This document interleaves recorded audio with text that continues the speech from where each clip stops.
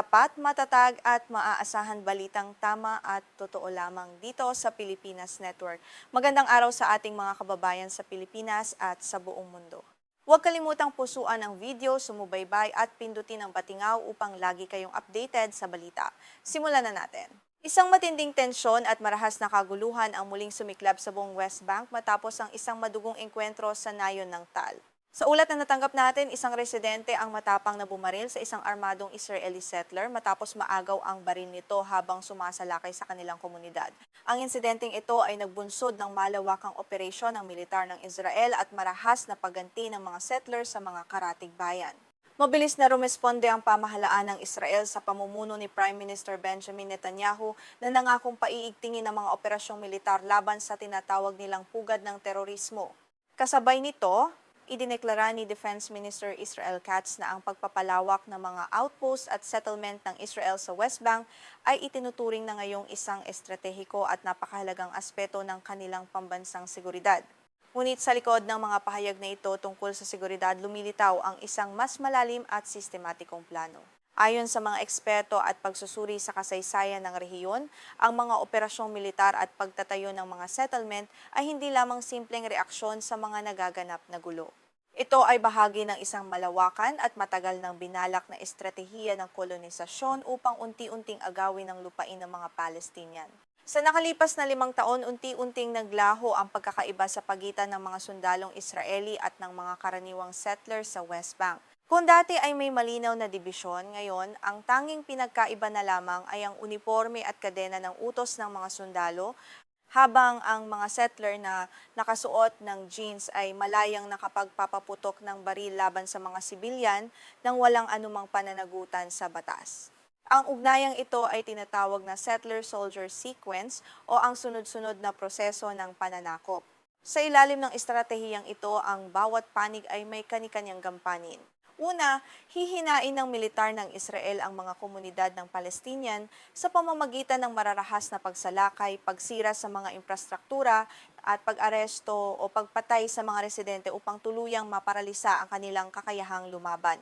Kasunod ng panghihina ng komunidad, papasok naman ang mga settler upang simulan ang panggigipit at pananakop sa mga bakanteng lupain.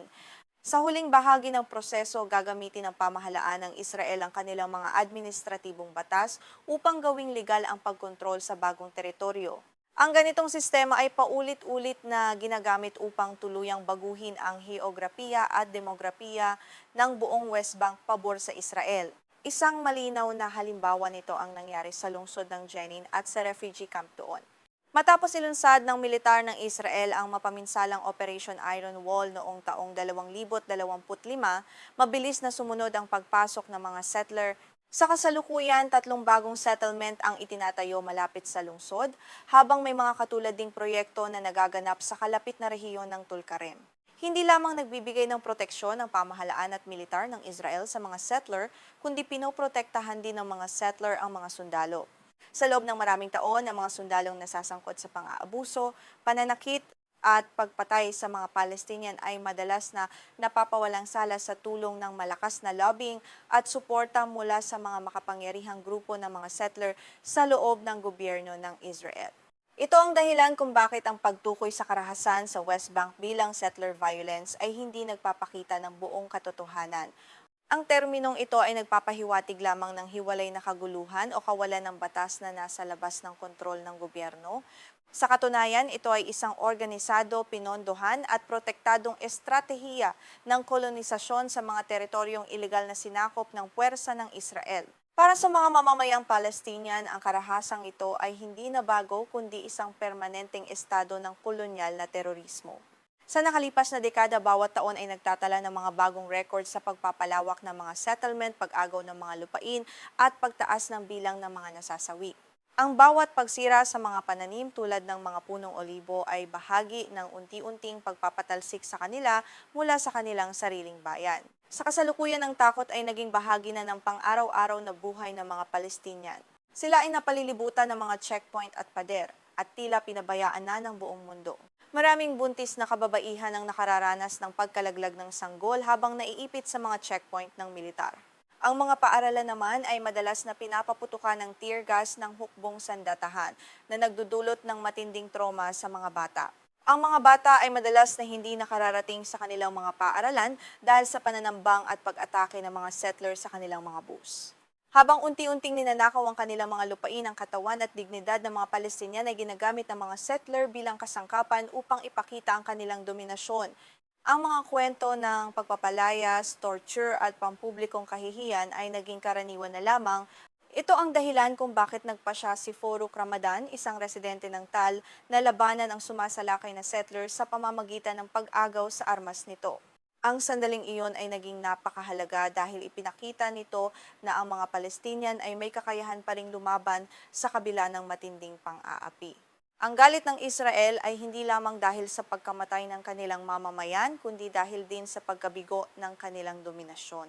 Ang marahas na tugon ng Israel pagkatapos ng insidente sa Tal ay ginagamit na naman ngayon bilang dahilan upang pabilisin ang kanilang proyekto ng kolonisasyon. Ito ang dahilan kung bakit hindi ito dapat tingnan bilang isang hiwalay na serye ng paglala ng tensyon o escalation. Ito ay isang direktang pagpapatuloy ng kanilang estratehiya na gamitin ang bawat kaguluhan upang mapalawak ang kanilang nasasakupang lupain. Kung susuriin ng malalim ang mga pangyayari sa Tal at sa buong West Bank, ay hindi maaaring ihiwalay sa mas malawak na mga kaganapan sa buong rehiyon ng Gitnang Silangan. Ang karahasan ng mga settler, ang mga kampanyang militar na may katangiang genocide, ang mga ilegal na utos ng pagpapalaya sa buong mga komunidad, at ang malawakang pag-aresto ay may iisang layunin lamang, ang pag-angkin sa karagdagang mga teritoryo. Upang maisakatuparan ito, patuloy na maghahanap ang pamahalaan ng Israel ng mga dahilan at muling gagamitin ang parehong naratibo ng pambansang seguridad na matagumpay na nagprotekta sa kanila mula sa pandaigdigang pagsusuri at parusa sa loob ng maraming dekada. Ang mga kamakailang kaganapan sa West Bank ay hindi pambihirang mga insidente kundi isang malinaw na salamin ng mas malawak na katotohanan ng pananakop na mabilis na nagaganap ngayon. Ang paghahati-hati ng teritoryo at militarisasyon ay nagpapatuloy ng mas mabilis kaysa sa handang tanggapin o kilalanin ng pandaigdigang komunidad. Habang ang pansin ng mundo ay nakatuon sa ibang mga issue, patuloy na binabago ng Israel ang mapa ng rehiyon. Ang isyung ito ay hindi na lamang tungkol sa depensa kundi isang agresibong proyekto ng pagpapalawak ng nasasakupang lupain na lumalabag sa mga internasyonal na batas. Bagaman magkakaiba ang mga pamamaraang ginagamit sa bawat lugar, malinaw na muling hinuhubog ng puwersa ng Israel ang heograpiya sa Gaza, West Bank, Silangang Jerusalem at maging sa mga bahagi ng Syria at Lebanon. Ang iisang direksyong kanilang tinatahak ay ang permanenteng pananakop at pagpapatalsik sa mga katutubong mamamayang Palestinian upang palitan sila ng mga bagong komunidad ng mga settler.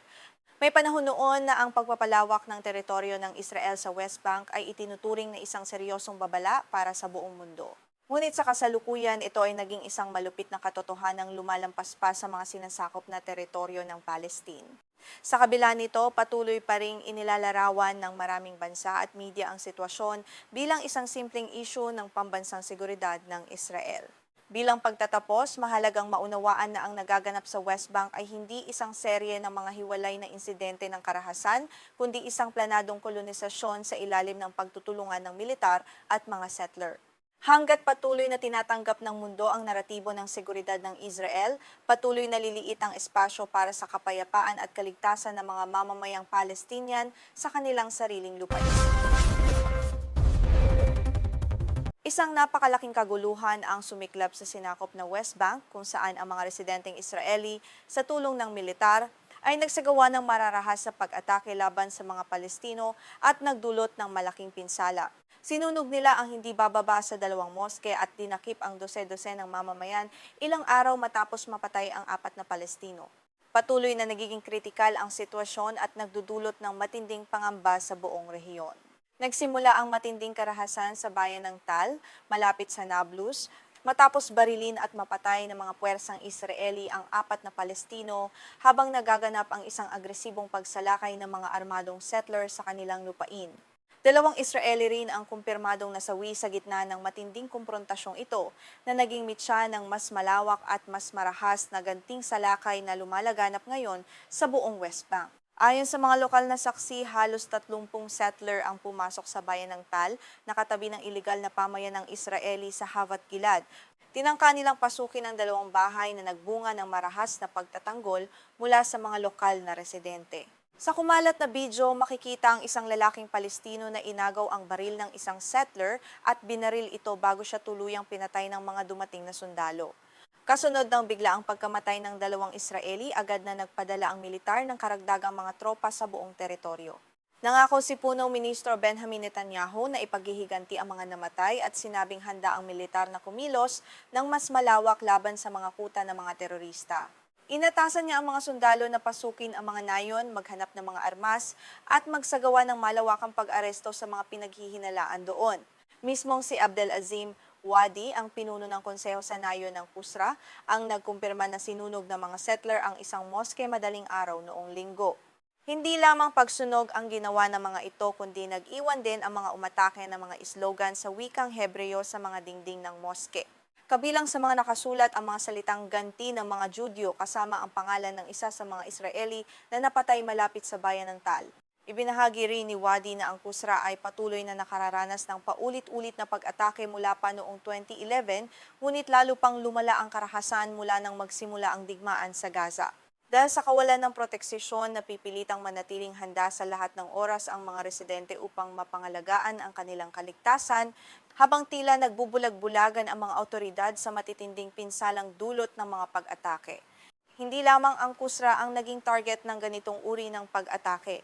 Ayon sa mga opisyal ng Palestina, tinangkari ng mga settler na sunugin ang isa pang moske malapit sa Kur na matatagpuan sa timog silangan ng lungsod ng Tulkarem. Ayon kay Farid Giussi, 3 settler ang nagtangkang magsunog sa moske madaling araw, ngunit mabilis na naapula ng mga sumasamba ang apoy bago ito tuluyang kumalat sa loob. Bukod sa mga banal na moske, naging biktima rin ng mga tahanan ng mga mamamayan. Isang kuha mula sa kamerang panseguridad ang nagpakita sa eksaktong sandali nang sunugin ng mga Israeli settler ang isang bahay ng isang Palestino sa bayan ng Beit Furik, silangan ng Nablus. Ipinapakita sa video ang marahas na pag-atake at pagsunog sa bahagi ng bahay bago mabilis na tumakas ang mga salarin, habang nagtutulungan naman ang mga residente upang apulahin ang apoy. Iniulat ng Israeli Army Radio na hindi bababa sa 30 pag-atake ng mga settler ang naitala sa buong teritoryo ng Palestina mula noong Biyernes.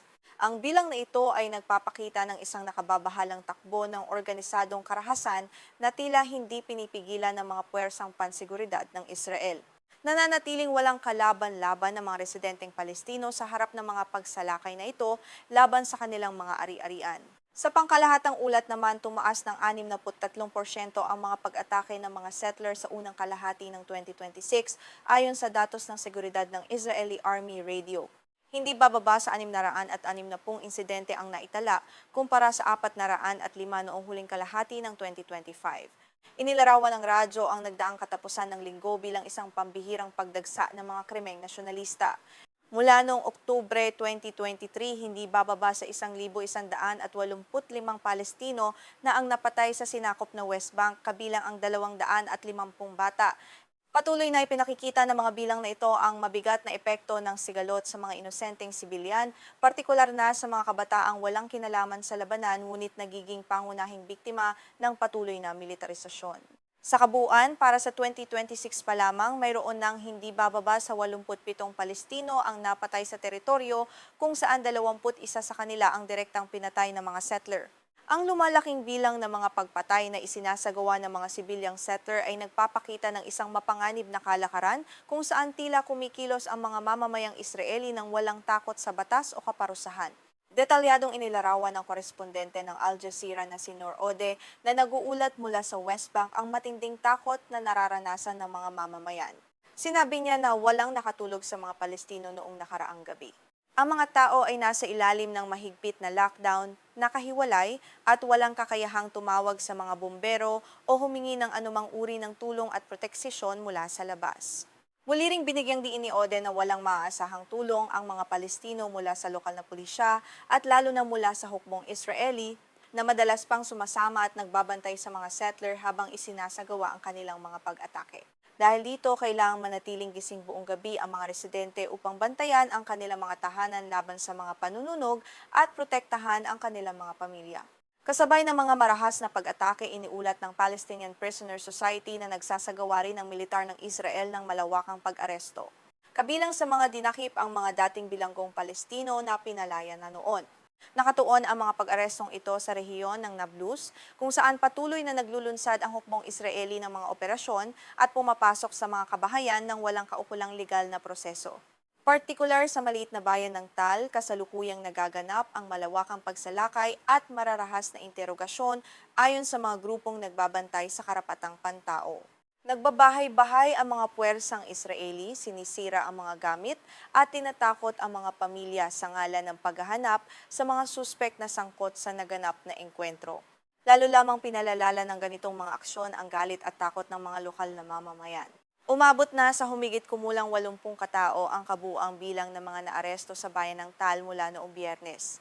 Bagaman kalaunan na ipinalaya ang karamihan sa kanila matapos ang interogasyon, 18 Palestino, kabilang ang ilang menor de edad, ang nananatili pa ring nakakulong sa mga pasilidad ng militar ng Israel nang walang formal na kaso o tulong mula sa mga abogado at kanilang mga pamilya. Ang patuloy na lumalalang sitwasyon sa West Bank ay muling nagpapakita ng matagal ng suliranin tungkol sa mga iligal na pamayanan ng Israel.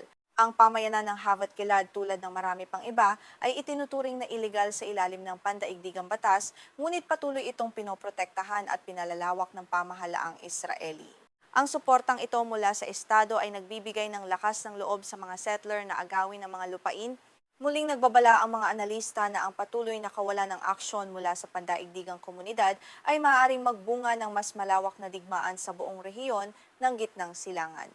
Habang nakatuon ang pansin ng mundo sa Gaza, walang humpay na nagpapatuloy ang tahimik ngunit marahas na pag-agaw ng lupa at pagpatay sa West Bank na naglalagay sa milyon-milyong buhay ng mga sibilyan sa matinding panganib araw-araw.